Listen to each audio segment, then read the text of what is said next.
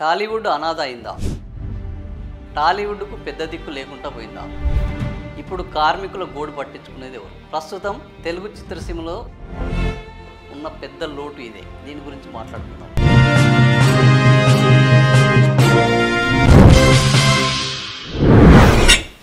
గత 3 రోజుల నుంచి షూట్ బంద్ చేసి కార్మికులు పెద్ద ఎత్తున ఆందోళన చేస్తున్నారు. పెరిగిన నిత్యావసర ధరలకు, మారుతున్న జీవన విధానానికి ఇక్కడ ఇస్తున్న వేతనాలు ఏమాత్రం సరిపోవడం లేదు. కనీసం 30% వేతనాలు పెంచాలని వాళ్ళు డిమాండ్ చేస్తున్నారు. అయితే కార్మికులు చేసే డిమాండ్ చాలా అసమంజసంగా ఉన్నది, అడ్డగోలుగా ఉన్నది.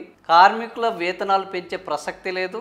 అవసరమైతే మేము మహారాష్ట్ర నుంచి కర్ణాటక నుంచి కార్మికులు తెచ్చుకుంటాము, కానీ వీళ్ళ డిమాండ్లకు తలొగ్గేది లేదు అని ప్రొడ్యూసర్లు తెగే చెప్తున్నారు. అంతటితో ఆగకుండా కార్మికుల వేతనాలు ఐటీ వేతనాలను మించి ఉన్నాయని, ఒక కాస్ట్యూమర్కు ₹1,00,000 ఇస్తున్నామని, మేకప్ ఆర్టిస్టుకు 2 లక్షలు ఇస్తున్నామని, అదేవిధంగా కెమెరామెన్కు ₹3,00,000 వేతనాలు ఇస్తున్నాము. ఇవి కేవలం కొంతమందికి మాత్రమే లభిస్తున్నాయి.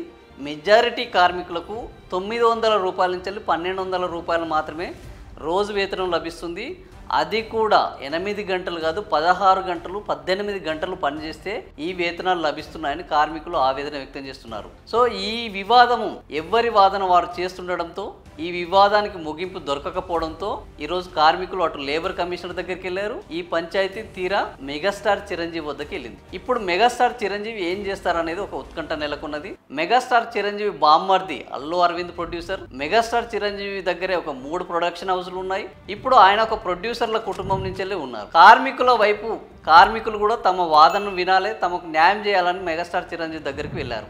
ఇప్పుడు మెగాస్టార్ చిరంజీవి కార్మికుల వైపు ఉంటారా, కార్మిక పక్షపాతిగా ఉంటారా, లేదా బామ్మర్దికే భజన చేస్తారా? ఇప్పుడు తేలాల్సిన అవసరం ఉన్నది.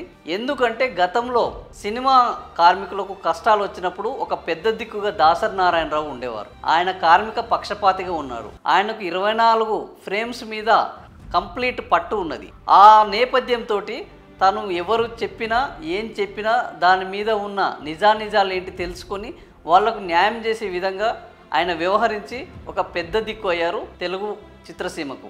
కానీ ఆయన తర్వాత ఆ పెద్ద దిక్కుగా ఉండాలని మెగాస్టార్ భావించినప్పటికీ మోహన్ బాబు లాంటి నటులు అసలు మెగాస్టార్ గొప్పతనం ఏంటి, ఆయన పెద్ద దిక్కు ఎవరికి కావాలి అని ఆయనని వ్యతిరేకించారు. మా ఎన్నికలు జరిగాయి. మెగాస్టార్ వర్సెస్ మోహన్ బాబుగా ఈ మా ఎన్నికలు చాలా హోరాహోరగా జరిగి మోహన్ బాబు పైచేయి సాధించారు. దీంతో మెగాస్టార్ కొన్ని రోజులు మౌనంగా ఉండాల్సి వచ్చింది. మళ్ళీ ఇప్పుడు కార్మికుల సమస్య వచ్చినప్పుడు ఈ కార్మికుల పంచాయతీ ఇప్పుడు చిరంజీవి వద్దకు వెళ్ళింది. చిరంజీవి ఇప్పుడు నిజంగా తన పెద్దరికాన్ని కాపాడుకొని కార్మికులకు న్యాయం జరిగి, తాను పెద్దోళ్ళ వైపు కాదు పేదోళ్ళ వైపు ఉన్నాను, కార్మిక పక్షపాతిని, సినిమా ఇండస్ట్రీలో ఎవరైతే లోయర్ గ్రేడ్లో ఉన్నారో వాళ్లకు న్యాయం చేసే విధంగా వ్యవహరిస్తారా, లేదా ప్రొడ్యూసర్లు బామ్మర్దిగా ఉన్నారు, ప్రొడక్షన్ హౌస్లు ఉన్నాయి, వాళ్ళ ప్రయోజనాలకే పెద్ద వీటపు ఇస్తారా? మొత్తానికి ఈ పంచాయతీని మెగాస్టార్ ఏ విధంగా తేల్చబోతున్నారు, మెగాస్టారు తను అనుకున్న స్థానాన్ని పొందడానికి ఎలాంటి నిర్ణయం తీసుకోబోతున్నారు, తెర మీద చూడాల్సిందే.